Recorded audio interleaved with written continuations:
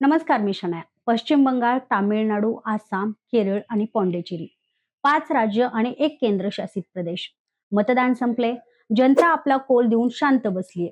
पण खरी लढाई माहितीये का आत्ता सुरू झालीये. कारण आता मैदानात आलेत ते एक्झिट पोल्स आणि सगळ्यांच्या डोक्यात एकच प्रश्न फिरतोय. तो म्हणजे सत्ता कुणाची येणार? हा फक्त अंदाजांचा खेळ नाही, हा वातावरण तयार करण्याचा खेळ आहे. हा नॅरेटिव्ह सेट करण्याचा खेळ आहे. चला, सगळ्यात आधी थेट मुद्द्यावर येऊयात. कोण कुठं आहे? सर्वात आधी पश्चिम बंगाल बघूयात. 294 जागा आणि बहुमतासाठी 147. इथे आलेले एक्झिट पोल्स एकमेकांशी भिडताना पाहायला मिळतात. काही पोल्स जे आहेत ते स्पष्ट सांगतात की भाजप 150 ते 175 जागांपर्यंत जाऊ शकते, म्हणजे थेट सत्ता काबीज करू शकते. तर दुसऱ्या बाजूला काही पोल्स तृणमूल काँग्रेसला 125 ते 140 जागांदरम्यान दाखवतात. म्हणजे ममता बॅनर्जींची सत्ता अजून देखील टिकू शकते. म्हणजेच इथे चित्र पूर्णपणे क्लिअर नाही. उलट जितकं पाहाल तितकं कन्फ्युजन वाढणार आहे. याचा अर्थ एकच आहे की बंगालमध्ये प्रत्येक सीटवर काट्याची टक्कर झाली आहे आणि लहानचा स्विंग देखील निकाल हा उलटवू शकतो. इथे केवळ आकडे नाहीत, इथे भावना, स्थानिक मुद्दे, नेतृत्व आणि संघटन या सगळ्यांचा संघर्ष आहे. आता तामिळनाडू बघू. 234 जागा आणि बहुमत 118 ला. इथं चित्र तुलनेने स्थिर दिसतंय. बहुतेक एक्झिट पोल्स द्रुमक आघाडीला स्पष्ट आघाडी देत आहेत. काही अंदाज 122 ते 132 जागांचे आहेत, तर काही 145 पर्यंत जातात. अण्णा द्रुमक आघाडी 65 ते 110 रेंजमध्ये दिसते. म्हणजे इथे सत्ता बदल होण्याची शक्यता जास्त आहे. पण लक्षात ठेवा, एक्झिट पोल्स मोठा ट्रेंड दाखवतात, पण अचूक आकडा सांगत नाहीत. त्यामुळे आघाडी मोठी असेल की मर्यादित हे निकालाच्या दिवशीच कळणार आहे. आता आसामचं पाहूया. 126 जागा आहे आणि बहुमतासाठी 63. इथे जवळपास सगळे एक्झिट पोल जे आहेत ते एकाच दिशेने इशारा देत आहेत की भाजप आघाडी मजबूत आहे. काही अंदाज 88 ते 100 जागांपर्यंत जातात, तर काही 68 ते 72 दरम्यान. काँग्रेस आघाडी 20 ते 35 जागांमध्ये दिसते. म्हणजे आसाममध्ये सत्तेची पुनरावृत्ती होण्याची शक्यता खूप जास्त आहे. पण इथे देखील प्रश्न राहतो, बहुमत किती मोठं असेल? आता केरळ 140 जागा आणि बहुमत 71. केरळचं राजकारण नेहमी वेगळं असतं. इथे सत्ता नेहमी बदलत राहते. एलडीएफ म्हणजेच डाव्या पक्षाची टीम आणि युडीएफ म्हणजे काँग्रेसची टीम यांच्यात. यावेळी अनेक जे एक्झिट पोल्स युडीएफला आघाडी देताना पाहायला मिळतात. काही अंदाज जे आहेत 75 ते 90 जागांचे आहेत, तर एलडीएफ 50 ते 65 दरम्यान थांबू शकतो. म्हणजेच भाजप आघाडीला फार कमी जागा मिळण्याचा अंदाज आहे. म्हणजे केरळमध्ये सत्ता बदलाची शक्यता दिसते, पण केरळने अनेकदा अंदाजांना चुकीचं ठरवलंय. हे आजपर्यंत विसरता कामा नये आणि आजपर्यंत तशीच केरळची पद्धत आपल्याला पाहायला मिळाली आहे.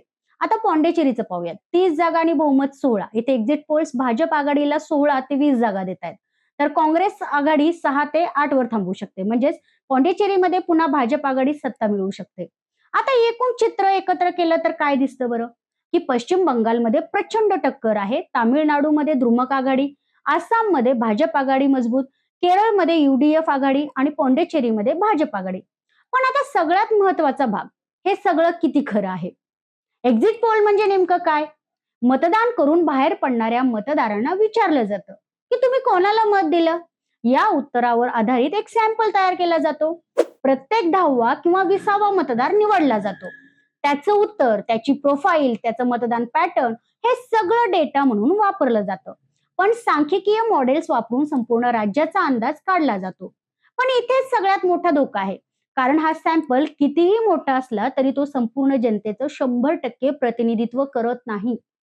काही लोक खरं सांगत नाहीत, काही उत्तरच देत नाहीत, काही शेवटच्या क्षणी मतं बदलतात. याशिवाय वेगवेगळ्या एजन्सीज वेगवेगळ्या पद्धती वापरतात.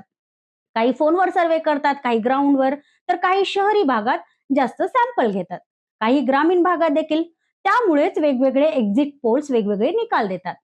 जर इतिहास पाहिला तर हे स्पष्ट दिसतं की 2004च्या लोकसभा निवडणुकीत जवळजवळ सगळे एक्झिट पोल्स हे चुकीचे ठरले होते. अनेक राज्यांमध्ये देखील अंदाज फेल झाले आहेत. म्हणूनच एक्झिट पोल म्हणजे अंतिम सत्य नाही, तो फक्त एक संकेत आहे, एक ट्रेंड आहे. निवडणूक आयोगाने यावर काही नियम देखील केले आहेत की मतदान सुरू असताना किंवा पूर्ण होण्याआधी एक्झिट पोल्स दाखवता येणार नाहीत, कारण त्याचा परिणाम थेट मतदारांवर होऊ शकतो. शेवटच्या टप्प्याचं मतदान संपल्यावरच ते जाहीर केले जातात. म्हणजेच लोकांनी मतदान करताना या अंदाजांचा या लोकांवर प्रभाव पडू नये. आता सगळ्यांची नजर आहे 4 मे 2026 वर.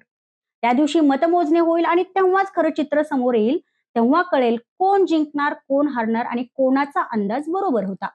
तोपर्यंत एक गोष्ट लक्षात ठेवा, एक्झिट पोल्स उत्सुकता वाढवतात, चर्चा पेटवतात, पण निकाल ठरवत नाहीत. राजकारणात शेवटचा निकाल लागेपर्यंत काहीही निश्चित नसतं आणि म्हणूनच हा गेम शेवटच्या क्षणापर्यंत जिवंत असतो. तुम्हाला काय वाटतं? एक्झिट पोल नॅरेटिव्ह सेट करतात का? कमेंट करून मला नक्की सांगा आणि हा व्हिडिओ आवडल्यास लाईक करा, शेअर करा आणि सबस्क्राईब करायला विसरू नका. धन्यवाद.